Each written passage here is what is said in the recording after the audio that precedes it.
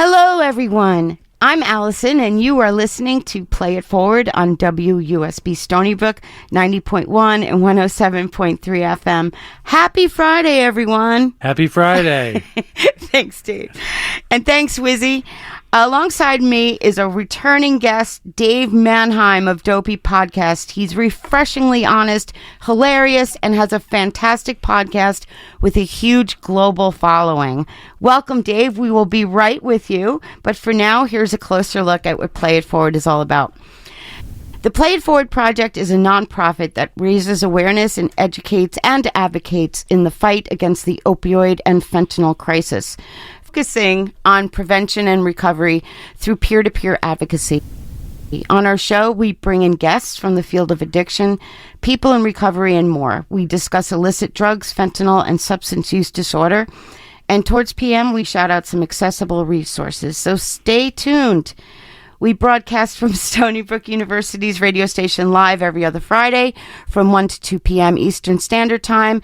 And you can check out our previous episodes on Spotify, Apple, and YouTube podcasts. So be sure to follow us on Instagram at sbu.playitforward. Send us some questions. And shout out to my co-host and partner in crime, Kurt Hall. I hope you're doing well, Kurt. We're thinking of you today. And so without further ado, let's introduce our guest. So welcome, Dave. Thanks, Allison. Dave Manheim is our guest today. He's the creator and host of the Dopey Podcast, a wildly popular show about drugs, addiction, and dumb stuff. Although that's not really, stuff is not what we say, but you can figure it out. It starts within us. What started out as a dark, funny take on addiction has grown into a powerful recovery community. Dopey Nation now reaching over 200,000 listeners each week.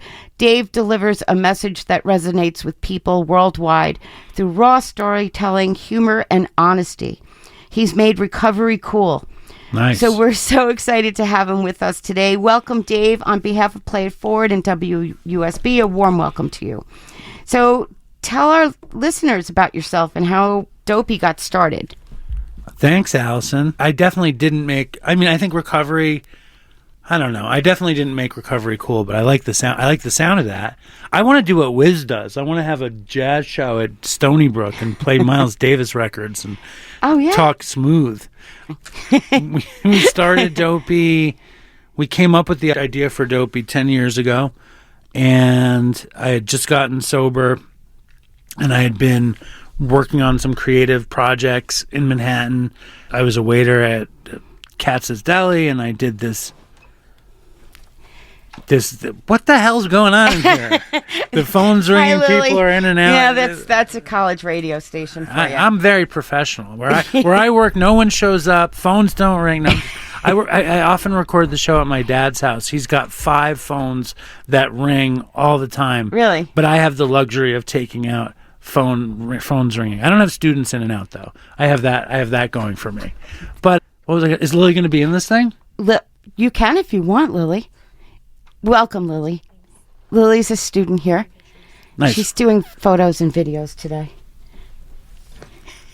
So what was I saying? What am I talking about? You were talking about your start and how Dopey got started. Sorry for the distractions. That's okay.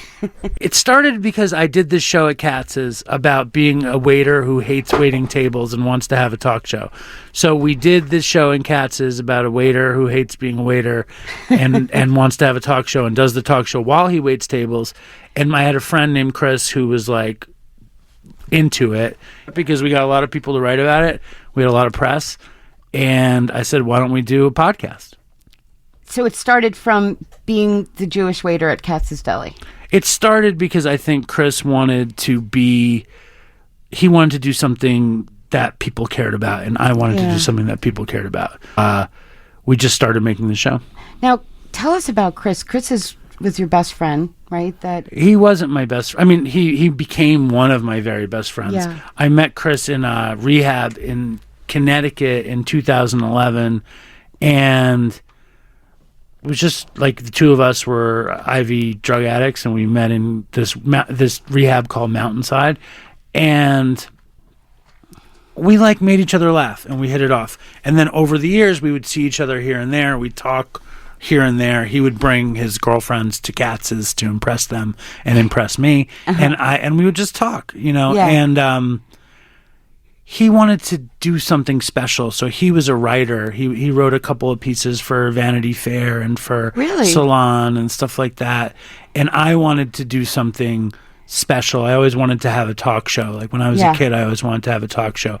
So I remember I had just gotten sober and he was sober for a year and a half. And I was like, what? He said, what could we do that people would like The Last Jewish Waiter? And I was like, oh, we could do a podcast. I had another friend who was doing a podcast. I had another friend who wanted to do a podcast about drug stories. And I was still getting high, and he was like, you should do a podcast about drug stories. And he made one, and he kind of introed it and then just played a bunch of celebrity drug stories that he had taken off the internet. But not ones he interviewed. No. Oh, okay. No, and then I said to Chris, why don't we do that idea? And I basically stole my friend's idea. Okay. And Chris was like, what's a podcast? And I was like, I didn't even know. Yeah. And I love the Howard Stern show. And I just said, come over. He said, how do we do it? I said, I also had started, I'm an amateur musician, and I had a MacBook Pro, and I figured out how to record something on it. And I didn't have any mics. I recorded it right into the MacBook Pro. Yeah. So I was like, we could probably do that with a podcast. So why don't you just come to my apartment and we'll just do it? And he's like, well, what do we do? And I said, don't worry about it. I'll deal with that. And we both had a MacBook Pro, and we had our MacBook Pros on a table, and we just hit record, and we had the mics of the MacBook Pro, and I knew how to fake the Howard Stern show. I knew what I liked about the Howard Stern show. So basically, when we hit record, I just was like, I'm going to make fun of you, and then you're going to tell a story. And it worked. And the first time we sat down to record, we recorded 4 episodes, and he started traveling into Manhattan once a month to record 4 episodes. And that was 10 years ago. Wow. Oh my gosh. And so it started out as a podcast about war stories for drug war stories. Yes, it was meant to be a podcast just about the worst things that Chris and I had done, and I wanted to call it, because in a meeting, if you go to a meeting, they're like, we prefer if you didn't tell war stories. Yeah, and rehab and treatment, they're like, we don't like war stories, and I was like, this show should just be war stories, and we should call it War Stories. So just because they don't want you to do that. Well, because no one will question it. If we call it War Stories, it's not like people will be like, you shouldn't tell war stories, because the show is called War Stories. Right. But it turned out there was a podcast called War Stories about the military. Yeah. But you guys are so not about the military. No, and we couldn't steal the name War Stories if there already was a podcast about war stories, so we called it Dopey. Who came up with that name? The story was one of my favorite stories. We had the war story conversation, and I was really into the word dope. I found the word dope to be special. I grew up in the 90s, basically. I was a teenager in the 90s, and shit, and things being dope was a thing. I'm sorry I cursed. No, I think you said ship. Yes, ship. Yeah. Ships were really dope in the 90s and cruises and stuff like that. Yeah. But I was a big fan of hip hop music, and that was a big term, dope. So and heroin was called dope, and drugs were called dope, and weed was called dope by some people, and meth was called dope. So I was really interested in that word. And then my grandfather was an old Jewish guy who grew up in Manhattan and lived in Queens, and if he thought somebody seemed like an idiot, he'd be like, look at this dope. And I thought that was funny. So and then I remember I was walking down Clinton Street coming home from work, and there was a kid on the street wearing a black baseball hat with gold letters that said dope. And I was like, look at this dope. And and then Chris was like, maybe we should call the show Dopes Talking About Dope. And I was like, no, let's just call it Dopey. And then that's how it came about. How it happened, I love it. Yeah. That's super great. So you had no intention, though, in the beginning of your show turning into a show that helps people in recovery. Yeah, I still feel kind of mixed about it, to be honest with you. Because it happened by accident, right? All the show was meant to do. It's funny when you do something like, what's your intention about what you're doing? And I think my intention was I had 4 months sober. Okay. I had just started going to 12-step meetings, and I had done production in my life. When I was in high school, I was on MTV. And I wound up being around production. I wound up working for a bunch of TV stations, producing a lot of shows, hosting a lot of shows before I became addicted to drugs. Yeah, I hosted a show. I produced a show for MTV2 with Coldplay and Norah Jones. Get out of and here. It was hosted by Jason Schwartzman, not to name drop. And then I had a show for Broadway Video for years where it was a music magazine show. And and I interviewed like Bob Weir and Ween and Supercat and it was a Karis One. It was a little music magazine show at the late 90s, early 2000s, and it was cool. So this is how you got your start, and this is, how you developed your passion, rather. I developed my passion as a kid in an apartment, endlessly watching television. Okay. Endlessly watching MTV and TV shows and listening to music and playing in bands.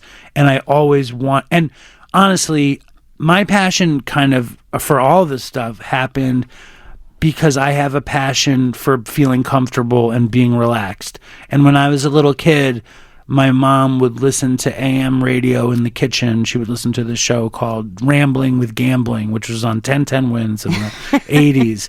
And I would think to myself, like, this is very relaxing. And I like what I would listen to him and I'd be like, I like what he does. And I would like to do that. Really? And then when I was in high school, if I ever got sick and I stayed home from school, I would watch Regis Philbin.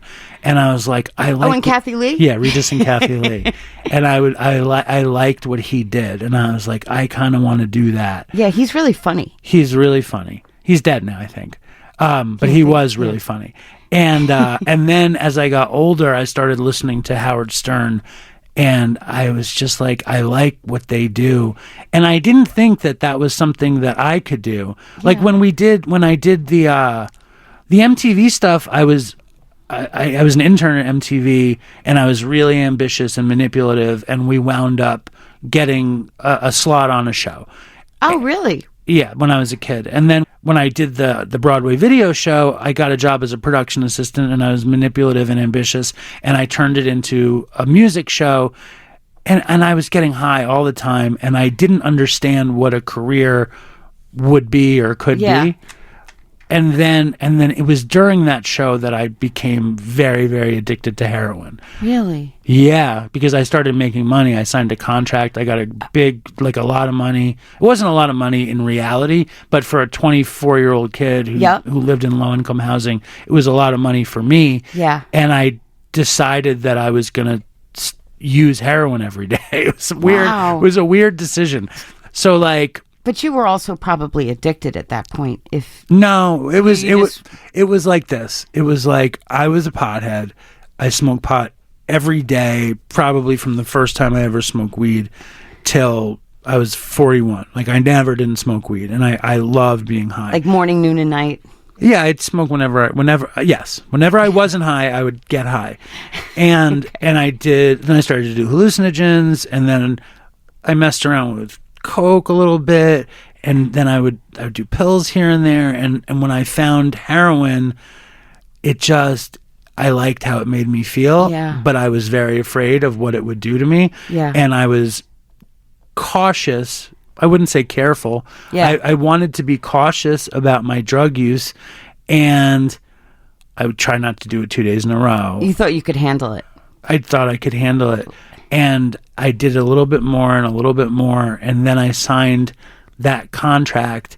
And when I signed the contract, I decided I would just do it every day. And I think a part of it was scary getting this deal, right, and doing what I wanted, because I had this opportunity to do whatever I wanted.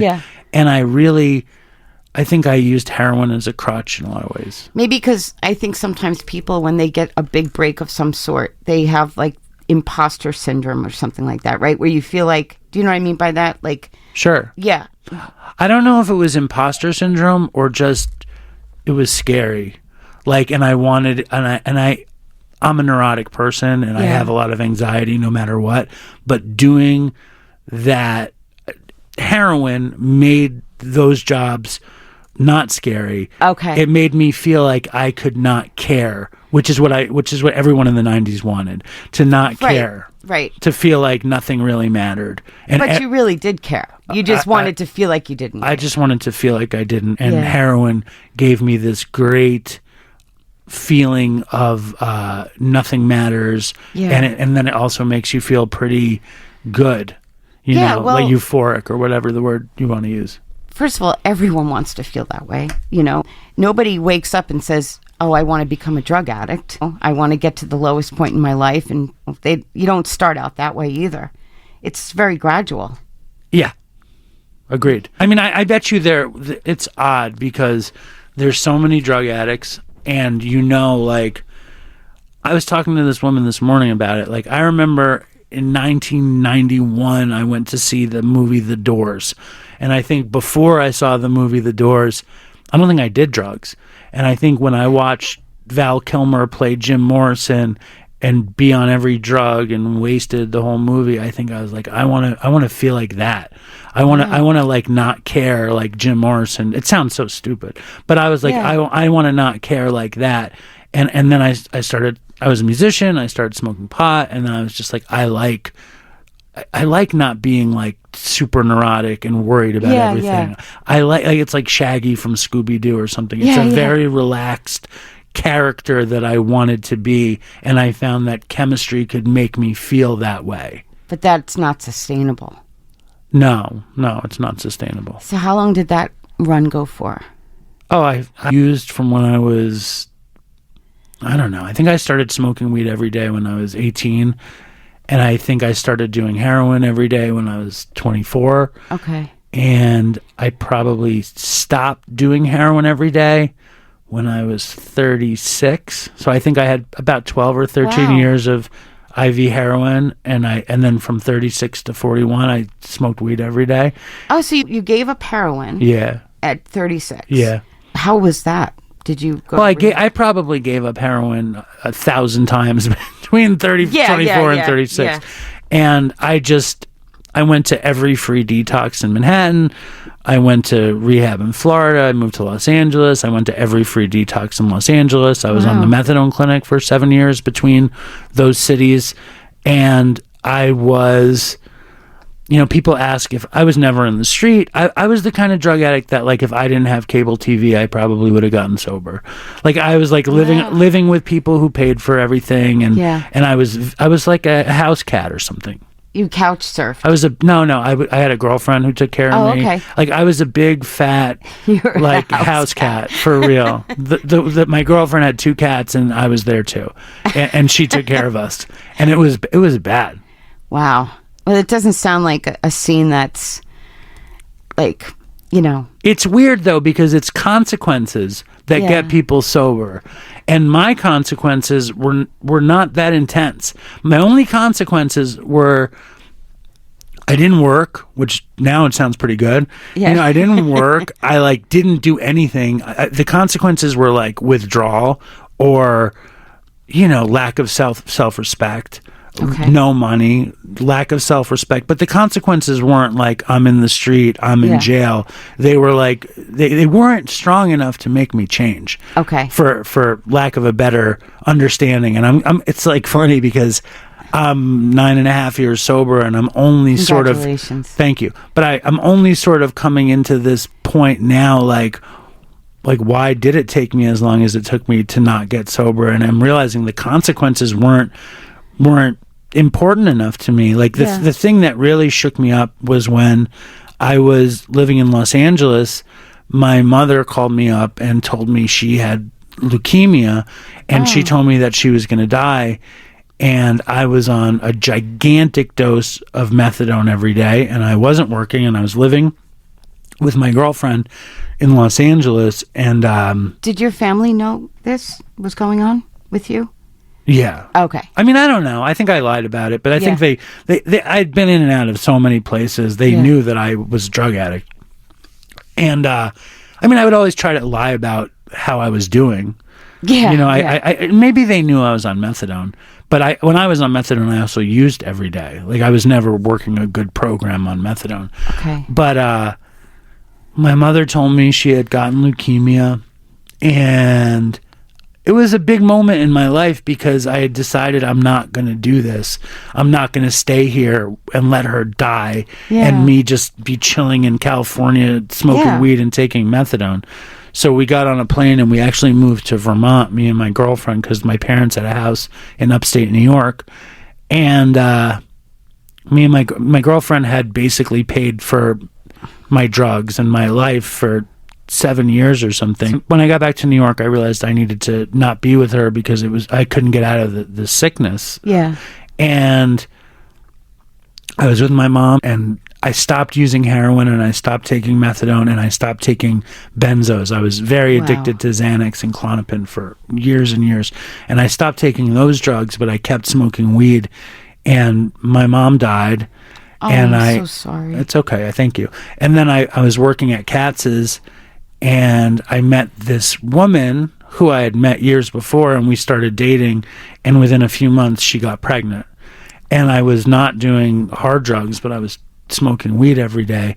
And then somehow she got pregnant, and a mutual friend of ours who I used to do a lot of heroin with showed up at our house with heroin, and I relapsed on that. Oh, no. And then she left me with the baby, and she moved out to Long Island, and I stayed in Queens, and then ultimately in Manhattan alone, and I relapsed crazy.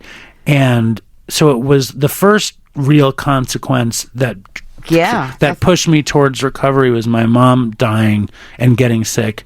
And then the second one was having a child and being unable to be a father. Yeah. So when that happened, I had a few years of not getting it together. And then in 2011, things were in a really bad place. And I wound up going to treatment to that place, Mountainside, and that's when I met Chris. Okay. And he was also an IV heroin coke addict, and neither of us got sober. I went home. I used heroin as soon as I went home, and that was that was the last time I used heroin. I used heroin one other time in my life, and then I spent a year totally sober to get visitation with my daughter. I had visitation that was supervised, but I was so ashamed of the fact that I had to bring my father to see my daughter. Supervised, yeah. That I actually stopped using for a year, because she was like, you can get unsupervised visitation once you have a year of clean hair follicle. Oh, so that's how they drug tested you. Yeah. Okay. So I wound up kicking everything for a year. I think I drank a couple times that year, because that wasn't going to show up. Did you ever have a problem with alcohol? No. Okay. And then as soon as I passed the drug test, hair follicle test, I wound up getting and she was, I think, 2.5. I would get her 2 days a week in Manhattan, but shortly after that, I started smoking weed again. And I don't know, the consequences of me smoking weed were not intense. It was just, I was smoking weed every day, and I was waiting tables at Katz's. Yeah. And it was around then that we did The Last Jewish Waiter, and I loved smoking weed. But my daughter's mother didn't love me smoking weed, and I really wanted to get my family back together. Were you amicable at this point? Mostly. Yeah. Mostly. Okay. She was traumatized, though. She had a baby, and I was a heroin addict. And, and then she was on her own and trying to deal with the baby by herself. Her parents helped out, but that's hard. That's not what she wanted. Yeah. And it's so crazy to think about actually now. But I wound up, it's like going over the story, like I've told the story many times, and I think about it, but telling it at once in the Stony Brook radio station is a little trippy experience. But there were no real consequences to smoking weed, except I wasn't really doing anything. I was just smoking weed. I would wait tables. I would go to Katz's in the morning and wait tables all day. I'd come home and I'd smoke weed and I'd watch TV and I'd go to bed. And you just do it all over again. And we did The Last Jewish Waiter at the time. And then 2 days a week I would be with my kid. And then, what the hell happened? What happened? So what happened? Oh, I know what happened. I started dating. I was dating a bunch of people, and one of the people I was dating was a drug addict, and she would bring pills over, and I started taking benzos again, and there. I would take a little bit, like a pill here, a pill there, and then I tried to reconcile with my daughter's mother, and she found out that I was smoking weed and taking pills. Oh, wow. And then she said, "You're not getting this. You're going to have to get supervised visitation again." Wow. And it was at that point where I went to a meeting and I heard someone, they were this kid, like 20, I don't know, 28, and older than this young lady, but still a young person. And they were celebrating 10 years. Wow. And I was 41 and I felt like such a loser, and I was so annoyed that this young person was doing so well. Yeah. I think I went up to him to yell at him because I don't know why I would have done that, but I think I did do that. And he said, "Well, how much time do you have?" And I said, "I don't have any time." And he said, "Well, could today be your first day?"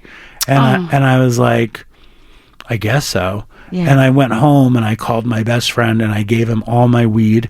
And then I brought all my edibles to Katz's and distributed it among my friends there, and then I started working a program. Okay, and what did you do? You went to meetings and there was a meeting. Was your program? There was a meeting in China. There was a meeting at the Y on Houston Street on the weekends at 7:30 in the morning, and I went there and I basically said that I've been obsessed with this woman and my daughter for 4 years.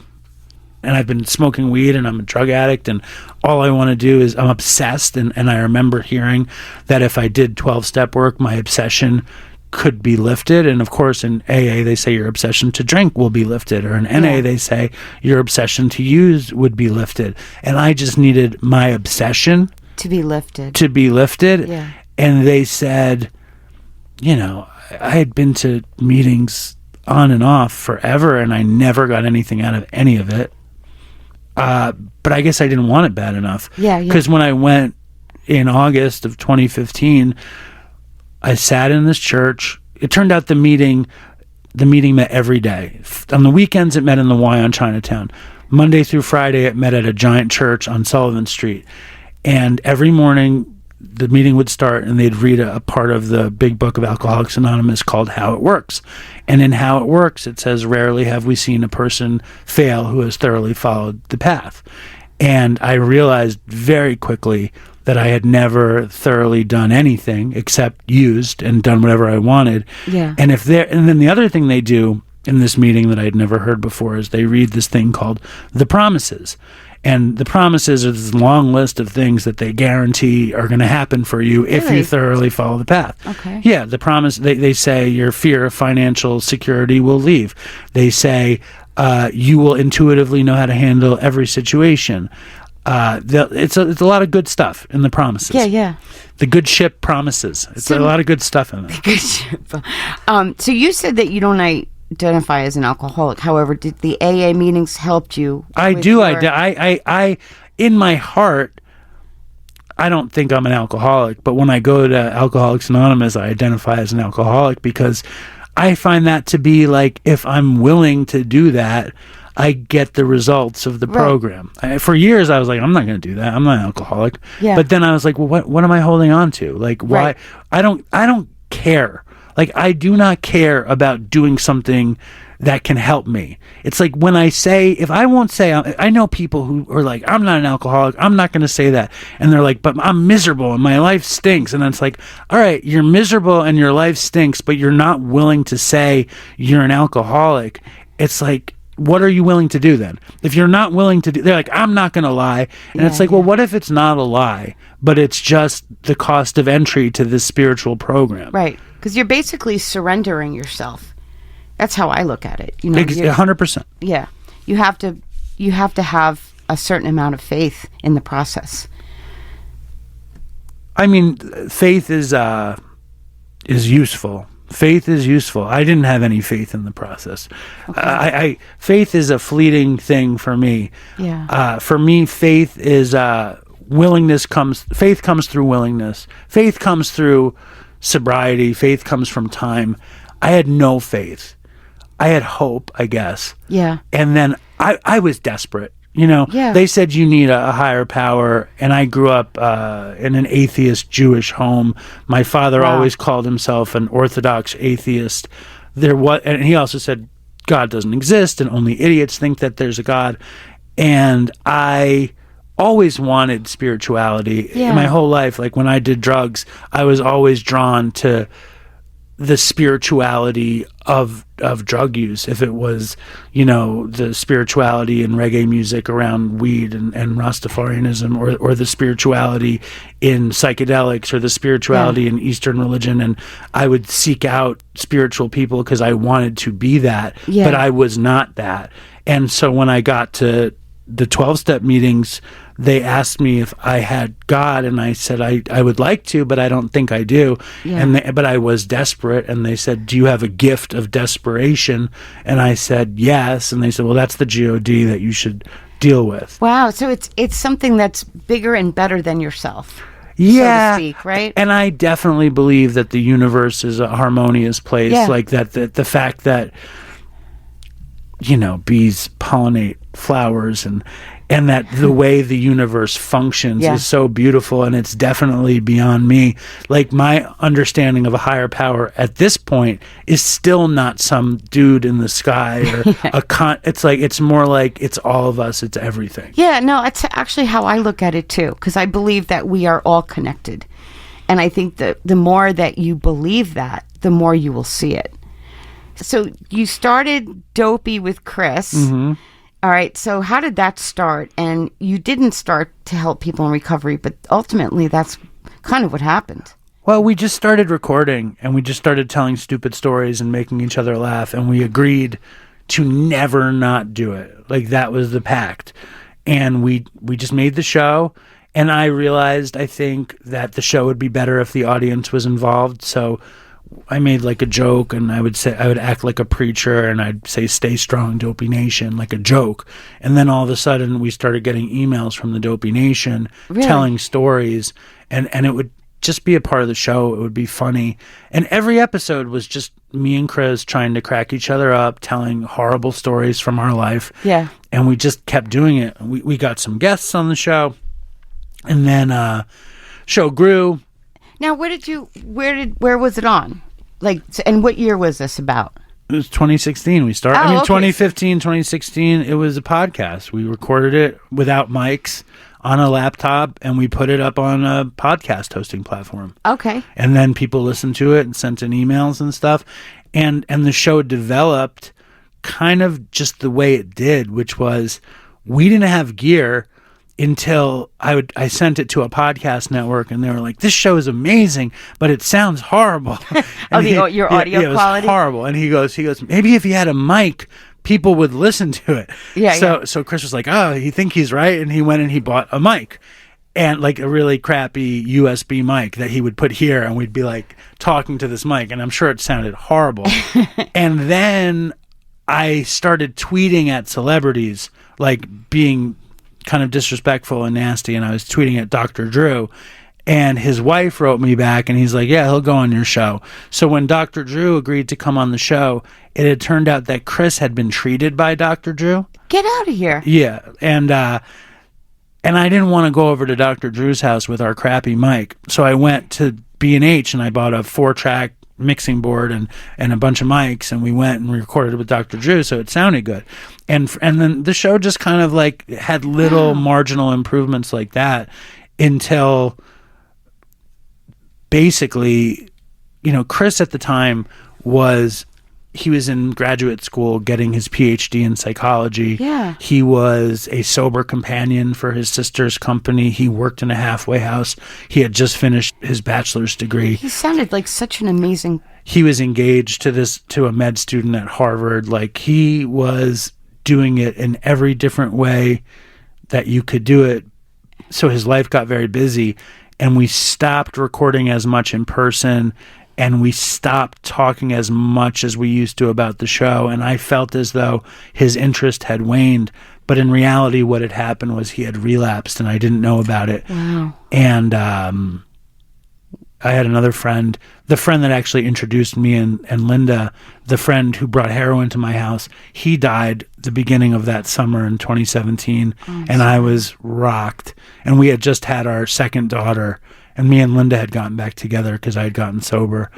And then Chris, he called me one day, and he said he was fighting with his girlfriend, and we hadn't talked in a while. We were supposed to record that week, and he wasn't going to come because he said he was going to drive to a Taylor Swift concert. I was like, what are you talking about?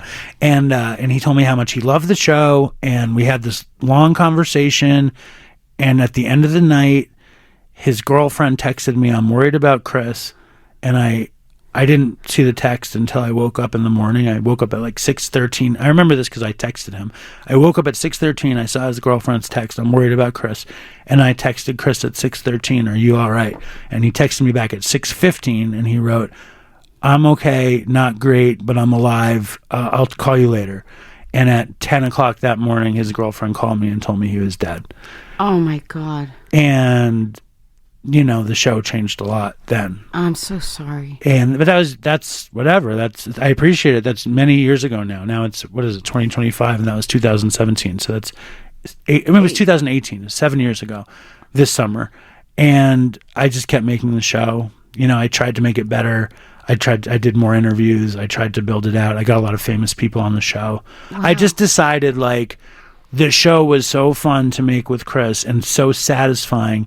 What can I do to make it as satisfying now? Yeah. And I always was kind of like a fame, I don't know if I can use that word. I know which word you're talking about. So I was always very attracted. I always wanted to be famous. I always wanted the show to be big. So I just went crazy to do it. And my wife was like, maybe you should quit making the show. And I was like, I'll quit if it's not good or if it's not fun. But it was really good. It wasn't good for a bit, and it wasn't fun for a bit. But I to this day, I love making the show. Did you want to keep it going in honor of Chris? I don't think so. I don't think that was the real. I mean, I think that became a huge part of the show. Well, for the fans, I think it did, right? Well, if we had an audience, right, which we did, and the audience was a bunch of alcoholics and drug addicts, some sober, some not sober, and they relied on us putting out a show every Saturday morning for 3 years. And all I wanted to do was have a talk show. Was I going to give this up? And I also didn't want to give them up. I didn't want them to give us up, and I didn't want to give my dream up. And as soon as I kept going, I knew that Chris would always be in it. But I mean, to be honest, I didn't do it for him at all. Yeah, okay. He the show is never not going to be Chris's show. It's still his show to this day, but I did it because I wanted to. From the way you started this interview and to where you are at now, I think it's unbelievable. I mean, so you have about 200,000 listeners a week? No, definitely not. I think podcast metrics are a mysterious thing. Yeah. There's like farms in Bangladesh cultivating downloads right now. I don't think any of it is particularly reliable, the information. The one stat that I like to hang my hat on is we have over 18 million listens altogether. And that's very definitive because I don't even think that's definitive. Oh, okay. I think none of it is definitive. I think if you go to a Dopey event, the fact that they're all sold out and it's people from all over the world, that says a lot. I think every week we get stories. Every week I get emails from fans, and we have a robust social media following. Yes, we have like 80,000 Facebook followers and whatever.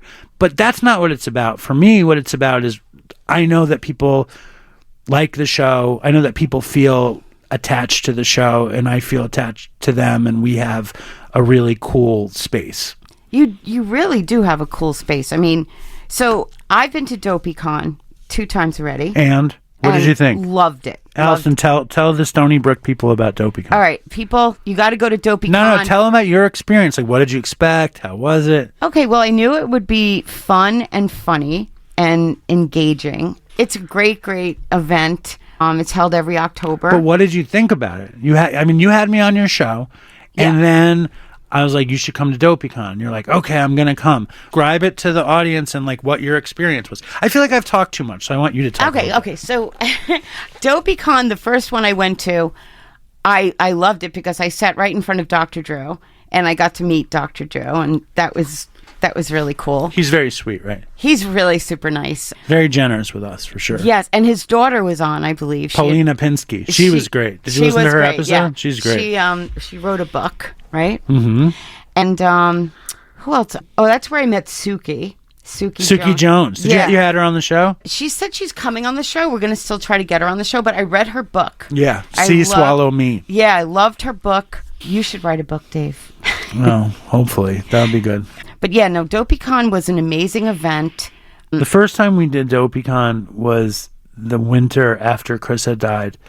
And it was the first time that Dopey fans had ever gotten together. And it was so emotional and so... It was just powerful. And it was, in a lot of ways, it was the best one because nobody had ever seen each other. They've never seen each other. I mean, you forget about that part. Well, also, though, when Chris died, that's when the Dopey Nation on Facebook was formed. And when the Dopey Nation we didn't have anything like that when Chris was alive. Me and Chris were just like doing it ourselves. We didn't want to have a fan page. We didn't want to have anything because we almost couldn't handle it. And then after he died, they put it together because they wanted to mourn him collectively. You mean the fans of Dopey? Yeah. So the Dopey Nation fan page started right when he died. And then during COVID, since there were so few public meetings, they started this Dopey Nation Zoom. And the Dopey Nation Zoom is now, I think, 5 years old. They do 25 meetings a week. Yeah, I just recently heard that, 25 meetings a week. I've even been to a couple of your meetings. No, but those aren't the Dopey Nation Zooms. I'm not in. They do them totally independently of me. And is it all about recovery? And is it a 12-step? Like, tell us about the meetings. I don't go to them. There's 25 a week. They do every kind of recovery you can imagine, but it's mostly just community stuff, hanging out and sharing and just having community. It's mostly hanging out. They do an AA meeting, they do an NA meeting, they do a Dharma recovery meeting, they do a refuge recovery meeting, they do a smart recovery meeting. But I think the only questions they ask you when you want to join is what's your favorite ice cream and do you like tacos? Like the idea is like it's about hanging out and feeling less alone. And I think our community really developed over the past 7 years. COVID was very instrumental in developing the community because everyone was at home and all of a sudden online was the thing to do. Exactly. Wow, that's really fascinating because when you think about it, how many places have meetings like the kind that you have where it's just kind of like do it as you go kind of thing, not a lot of rules? Well, I think it's hard to maintain. I think I host a meeting for people that are in our Patreon on Wednesday mornings, and I got sober in 12-step, but our meeting isn't 12-step. I just try to make it funny, and I try to employ some 12-step principles. Yeah. Tell us about your most recent event, which I watched online. I wasn't able to go. Dopey Love. Yeah, Dopey Love. With Margaret Cho. With Margaret Cho. It was good. It was really good. I actually really enjoyed it. I even took some notes here. So tell us, first of all, I want to know what Dubai chocolate bar is. A Dubai chocolate bar? Do you know what it is? Doesn't it have like pistachio inside? Yeah, it's got pistachio butter inside. It's a very, very decadent, fancy chocolate bar that all the influencers really are eating. Have you ever tried it? No. It's good. Have you tried it? It's very good. Okay. Well, I was curious about that. Why? Oh, because that was one of the words in Yeah, I'm just being stupid. But no, I thought it was great. I think what we do is unique, and I think our approach to recovery is just like the whole point of Dopey was to tell horrible stories and talk a little bit about recovery without being pretentious. And that's exactly what you're doing. I think I read somewhere that it was Chris that was really embracing people talking about recovery, and you didn't. Nah, I mean, yes and no. I think Chris was very well versed in recovery. Okay. I think he Chris rolled with it, and I wanted the show to be like dangerous and like bad. But I think as soon as we did an episode and we talked about our drug stories, it became clear that we needed to say we were in recovery because it could be a mixed message. I think it's pretty amazing because you broke down some barriers, I think, with addiction and with people in recovery. I know that before Chris died, there were a lot of people who would listen to our show that were using, and we would hear from people who were like going to get drugs and listen to Dopey on the way to get drugs. So I think we reached a lot of people that didn't feel comfortable in a lot of other venues. I don't know too many shows that are like that, but, where people would be buying drugs and listening to the show. I would imagine that's happening. I'm sure there are people listening to Play It Forward right now and on their way to score ketamine. Oh, God, someplace. I hope not. But no, I think it's pretty awesome that it has evolved to a recovery.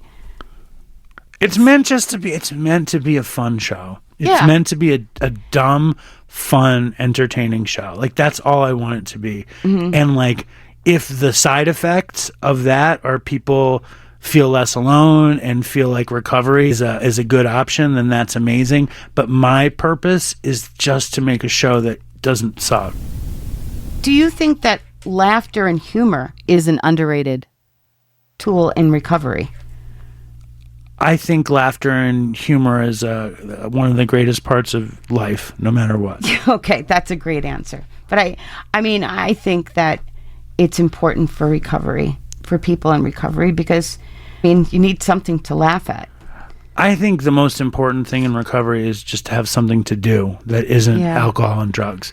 And I personally, most people like to laugh and have fun. And I want to have as much fun as I can. And I want to feel like I'm doing what I want. And I think that's all I want for anybody, to feel like they're doing what they like to do.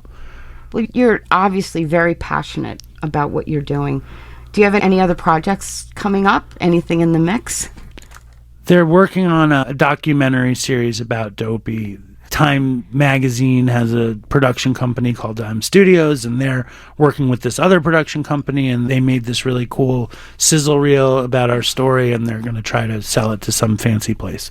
So that would be cool. And then I'm going to write a self-help book, but the name has a curse in it, so I can't say the name of the book. What does it start with? It's called You're Effing Amazing. Oh, wow. A self-help book for people who hate themselves. That is actually a really good title. It hasn't been taken? I don't think so. Well, I love it. I will definitely buy that book. Thanks, for Allison. Sure. And you're also doing a presentation with me for Stony Brook University. Assuming that I didn't ruin that opportunity with this appearance, yes. No, I think I'm very excited you're doing that with me, because I think you're going to inspire a lot of young people. Right, Lily? Do you think he's going to inspire a lot of young people? Lily, you should have gotten on the mic when you sat down. Why didn't you do that? What is Lily's deal? Lily's our secretary of in the club. Our club, yes. Are there a lot of aspiring podcasters at Stony Brook? Yeah, we are. We're looking for more students to get involved, and you could contact Lily. Yep. Every other Friday at the WUSB station, which is right upstairs from Westside Dining, you can pull up. You can watch our podcast. You can participate in our podcast. You don't need any prior experience. We can train you. Yep. We even need an engineer. Not Wizzy doesn't want to do it? No, Wizzy's doing us a big favor today. Where everyone's at spring break, and Big shout out to Wizzy. You don't know how to engineer? You want to learn how to engineer? I want to learn how to engineer. I think you should have a show here. Isabel, I hope you're listening.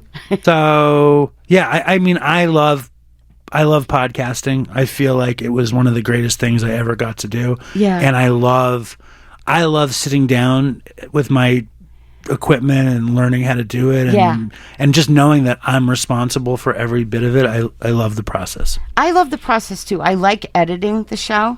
I like doing audio engineering, and I like networking. I like to try to get new guests on the show and spam them with emails, and I don't love that aspect of it. I don't love it. I do love it when it's good when you actually pull it off, but the process can be very soul crushing. I feel you on that. But I'm hoping we're going to get some really big guests for you on your show. Good. And fingers crossed for that. But we're coming up at the end here. Yes, ma'am. And I think are you gonna You asked me to talk a lot, so I wanted to. I was trying to help you. You did a great job today, and we're so happy that you found the time in your busy schedule to make time for Play It Forward. And so before we wrap it up, I have a few things I just want to mention, but Dave has something special for us. And I want to thank you so much, Dave, for being our guest today. You're welcome. And I sincerely thank everyone who supports our cause and understands how important it is to look out for each other and to empathize with anyone you know dealing with addiction. So if you're struggling with mental health or substance use, you're not alone. SAMHSA offers services and resources for substance use disorder. You can contact them at 1-800-662-HELP or text HELP for you. SAMHSA also has 24/7 info service at 1-800-487-4889. Also, LICAD, Long Island Council on Alcoholism and Drug Dependence, shout out to Steve Chasman, offers support and guidance at 631-979-1700. So on behalf of Play It Forward, thank you all for listening. We invite you to join us on Instagram at sbu.playitforward and check us out on our YouTube channel at the Play It Forward Project. And we hope to hear from you. So from now and always, keep playing it forward. All right. That was a good one, Dave. Thank you so much. All right. So Dave wrote a song. I wish somebody could see my T-shirt today. Yeah, Allison's wearing a good I Want to Be Good So Bad T-shirt. And that was a fan design. But someone just sent that in. Basically, when I was in my early 20s, I was in a band and I was getting high. And me and my friend, who's also actually from Long Island, wrote this song. And we were recording Dopey one time, and I was like falling asleep. And Chris was like, "Why don't you play that song?" And I played it, and he was like, "Oh, that was a good song. We should close every episode with that song." And we also put a different song of ours at the beginning. And Chris was like, "Every episode has to be this at the beginning and this at the end." And I tweaked it a bit here and there because fans have sent in so many versions. Yeah. But so Allison asked. I did not insist on playing a song. Allison asked me to bring the guitar in, so I'm doing it you on did request. Last time, and it was awesome. But just so you know, we need to have Doug come in and do it with you. I next wish time. Doug had come in now. I would have talked much less. Because Doug and him did an amazing version of this song at Dopey Love the other night. But thank you again so much for being our guest. Again, thank you, WUSB, Wizzy. Thank you, Lily. Shout out to Kurt. Yeah, Kurt, I don't know, man. I thought you wanted to be on the show with me. I don't know what happened there. It's very surprising. He'll be back. Very surprising. So our closing song is Good So Bad, written by our one and only Dave Manheim. And Justin DeCamp also. And Justin, yes, of He wrote course. the song with me. So I can't steal his. I'll sing the song. All right, you are listening to WSB Stony Brook 90.1 and 107.3 FM. Be well, everyone, and please look out for one another. And thank you, Allison, for having me. Thank you, Dave. All right. I want to take a walk around the world. I wonder would it do me any good? Until I get some money in my pocket, then I guess I'll just have to walk around my neighborhood. But I want to be good so bad. Want to be so good, so bad, so bad. I want to be good so bad.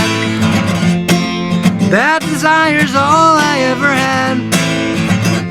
And I want to take a ride up in the sky. Watch those airplanes just pass me by. And I want to see a Lear jetliner take a dive, just to show all of these people what it means to be alive. But I want to be good so bad. I want to be so good, so bad, so bad. I want to be good so bad. Bad desire's all I ever had. And my shadow's getting smaller and smaller. And it's high noon where I stand. Shadow's getting smaller and smaller. And it's high noon where I stand. And I wonder would they pay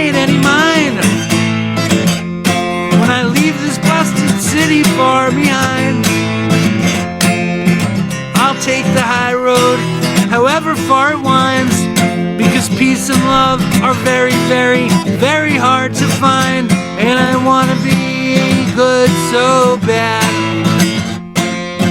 Wanna be so good, so bad, so bad. Wanna be good so bad. Bad desire's all I ever had. Damn it, all these suckers make me mad. And it's all I ever had. And it's all I ever had. And it's all I ever had. And it's all I ever had. And it's all I ever had. And these suckers make me mad. And it's all I ever had. And I wanna call my dad. And it's all I ever had. And it's all I ever had.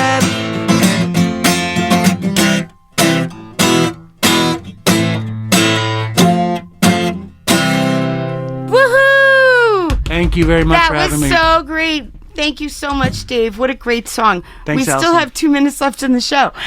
Well, the only thing that if you're looking to get into recovery, I suggest going to a meeting, call some people, and if you want to listen to a pretty stupid but sometimes funny podcast, check out Dopey Podcast. Whenever you get your podcast. And I want to get a jazz show on WUSB, a jazz, rock and roll, reggae show that allows cursing. Is that possible? Oh, I don't think... There's no cursing shows on WUSB? No. We're public radio. I'm just kidding. I don't need to curse. I want to play music. Okay, well, we're not going to curse. I'm just joking. I was just joking. I'm like, are you kidding me? It's very important. Yeah, no, we've had only like a couple of slip-ups over the years, Thank God. But never got caught. I think, I have editing tools for that, so. Thank you so much, Allison. It was a pleasure to come. I'm sorry that I talked so long about early recovery and not so much about the show. No, you know what? I think that's really good because we do a lot of discussion about recovery, but you're going to have to come back on. I think we should bring Doug next time. Because Doug's sober, I think, 16 years. Oh, really? And then he had a year in between, and he had 16 before that. And it'll be funny. Wow. Yeah, he's a funny character. He's an amazing musician, though. Sick guitar player, for sure. Super sick. Mm-hmm. Are we wrapping it up, Wizzy? Are we good? All right, so we're going to keep talking for another minute. Do you have any good jokes? No, nothing that good. Nothing that good. I miss Kurt. All right. Does he have good jokes, Kurt? He does. He does good jokes off the cuff. But I think Wizzy is going to play the next show. I think we have a basketball game coming up. Good luck, Stony Brook. All right. You are listening to WUSB Stony Brook 90.1 and 107.3 FM. Thank you, everybody. Be well, everyone. And again, please look out for one another.